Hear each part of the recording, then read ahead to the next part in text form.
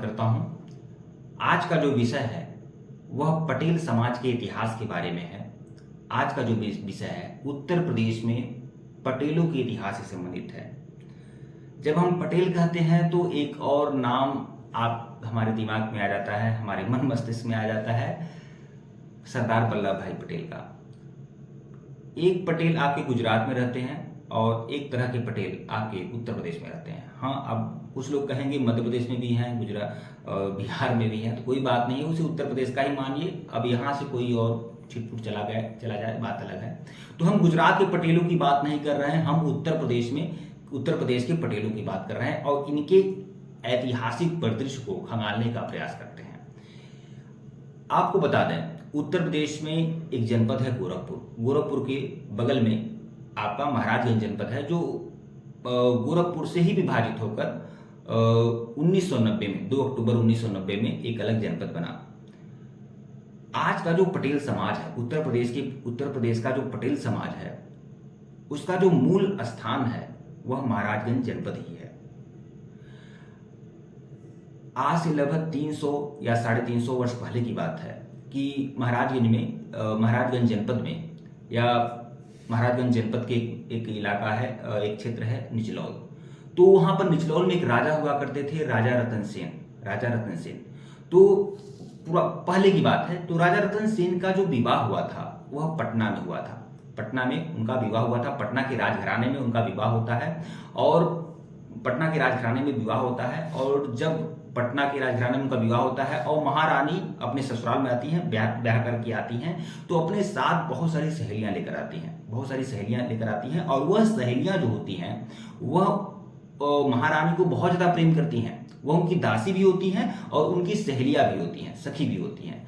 तो महारानी का यह पूरा वादा था कि राजा से उन्होंने यही कहा, राजा रतन सेन से उन्होंने यही कहा कि मैं अकेले नहीं आऊंगी, मैं जब भी आऊंगी आपके वहां तो अपनी सखियों को भी साथ लेकर आऊंगी।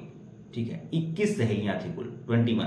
ठीक है, तो वह जब आई तो उसके बाद राजा ने जिस तरह से उनसे विवाह करके वह लाए थे, उसी प्रकार वह उनकी सहेलियों से भी राजा रतन सेन विवाह करते हैं। हालांकि वह निम्न कोटि की थी, लेकिन तभी राजा रतन सेन विवाह करते हैं।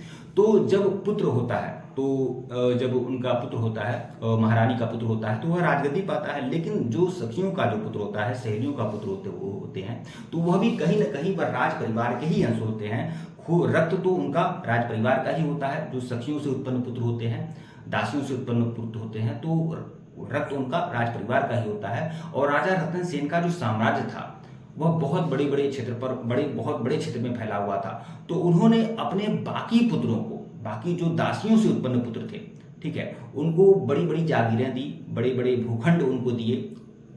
ठीक है, और इसीलिए जो उनके दासी पुत्र जो थे, उन्होंने दास लिखना शुरुआत किया। इसीलिए पटेल समाज में जो बाकी बहुत पुराने लोग हैं वह पटेल नहीं लिखते हैं। अब इधर 15, 20, 25 साल से यह परंपरा रही है पटेल लिखने की। ठीक है, लेकिन पहले वह दास लिखा करते थे।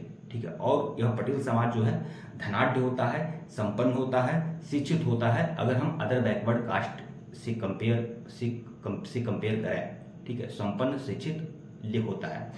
और संपन्नता का कारक यही है, वह राज परिवार के थे।